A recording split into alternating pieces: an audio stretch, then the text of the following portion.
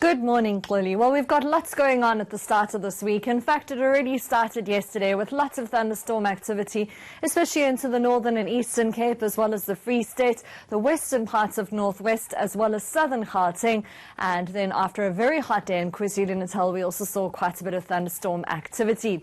Now, on Monday, the day started off with some light rain along the eastern coastline, as well as thunderstorms over the southeastern part of the northern Cape. And we've had lots of low clouds settled in over the western part of the country with the possibility of rainfall, and that's mainly in the first part of the day. You'll see a 60% chance of showers and thunderstorms as we head towards the eastern Cape, with isolated thundershowers extending through to the eastern interior and southern Mpumalanga as we head into Monday afternoon and evening, with a slight possibility of thunderstorms as we head towards Gauteng.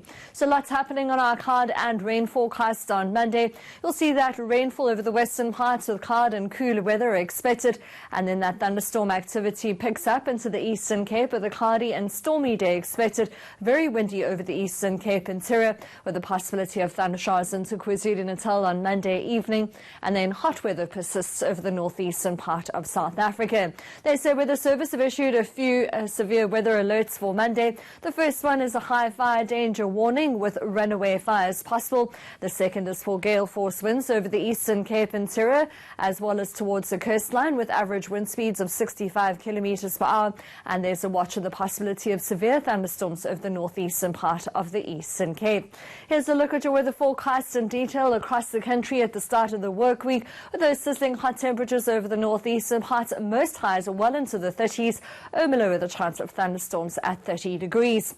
27 for Bloemfontein with a few showers expected. And then you'll see another toasty afternoon for the KZN interior, with highs in the low and middle 30s, with a chance of evening thundershowers. And then we head into a 60% chance of thunderstorms into the eastern Cape, with a windy day expected.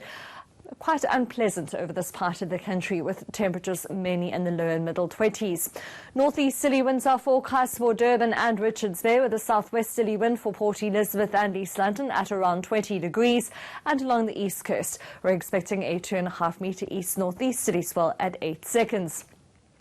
Quite cool for Graaff-Reinet and Somerset East, both in the teens, with a chance of thunderstorms all the way through to Beaufort West, and some rainfall over the western part of the Western Cape. We're forecasting a predominantly westerly component to the wind over the southern part of South Africa, with a southwester for Plettenberg Bay and a southerly wind for Mossel Bay, with a 2.5 metre southwesterly swell. 26 for Uppington, with Presque also expecting a high in the mid-20s, and a cool day is in store over the western part of the Northern Cape, with a high of around 20 between Lambert's Bay and Cape Town. Northwesterly winds are expected for Lambert's Bay and Longabon, with a moderate southerly wind for Alexander Bay and a 3.5 metre southwesterly swell. On Tuesday, a predominantly dry day is forecast across the country, but with the possibility of some evening rain in Cape Town.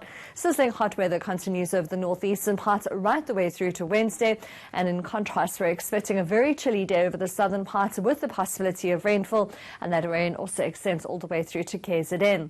That's all from the Weather Centre for now. I'll be back with another update a bit later on.